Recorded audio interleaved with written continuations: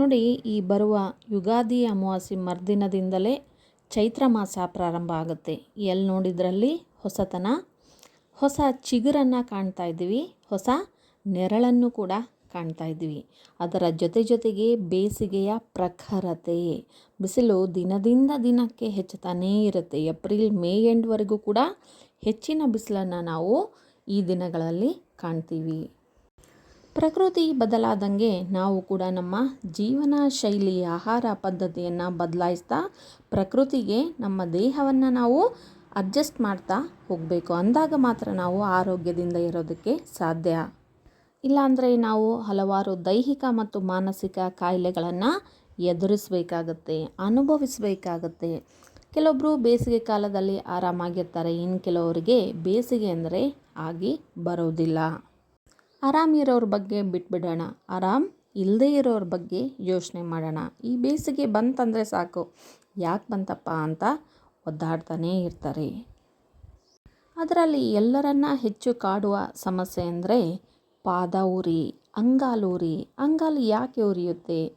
ಬೇಸಿಗೆ ಕಾಲದಲ್ಲಿ ಸಹಜವಾಗಿ ವಾತಾವರಣದಲ್ಲಿ ಉಷ್ಣತೆ ಜಾಸ್ತಿ ಇರುತ್ತೆ. ಅದರ ಜೊತೆಗೆ ದೇಹದ ಉಷ್ಣತೆಯೂ ಕೂಡ ಜಾಸ್ತಿಯಾಗಿ ಕಾಲು ಉರಿ ಬರುತ್ತೆ.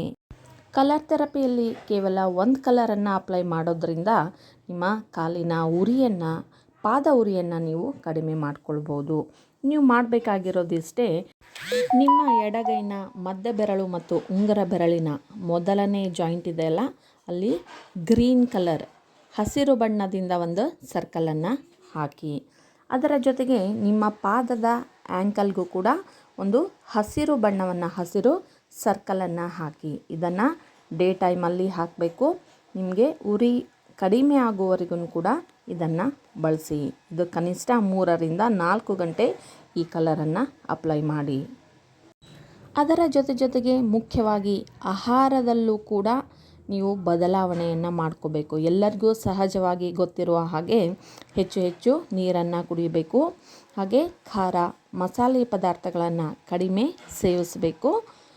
ಹಾಗೆ ಈ ಸೀಸನಲ್ಲಿ ಸಿಗುವಂತಹ ಹಣ್ಣುಗಳನ್ನು, ಸಹಜವಾಗಿ ಪ್ರಕೃತಿಗೆ ಗೊತ್ತು ಯಾವ ಸೀಸನ್. ಈ ಸೀಸನಲ್ಲಿ ಬಿಸಿ ಜಾಸ್ತಿ ಇರೋದರಿಂದ ನೀರಿನ ಅಂಶ ಹೆಚ್ಚಾಗಿರುವಂತಹ ಹಣ್ಣುಗಳನ್ನು ಪ್ರಕೃತಿ ತನ್ನಷ್ಟಕ್ಕೆ ತಾನೇ ಕೊಡುತ್ತೆ. ನೋಡಿ, ದ್ರಾಕ್ಷಿ ಹಣ್ಣು, ಕರ್ಬೂಜ, ಕಲ್ಲಂಗಡಿ ಹಣ್ಣು, ಸೌತೆಕಾಯಿ, ಇಂತಹ ನೀರಿನ ಅಂಶದಿಂದ ಕೂಡಿರ್ತಕ್ಕಂತಹ ತರಕಾರಿ ಹಣ್ಣುಗಳನ್ನು ಹೆಚ್ಚಾಗಿ ಸೇವಿಸಿ.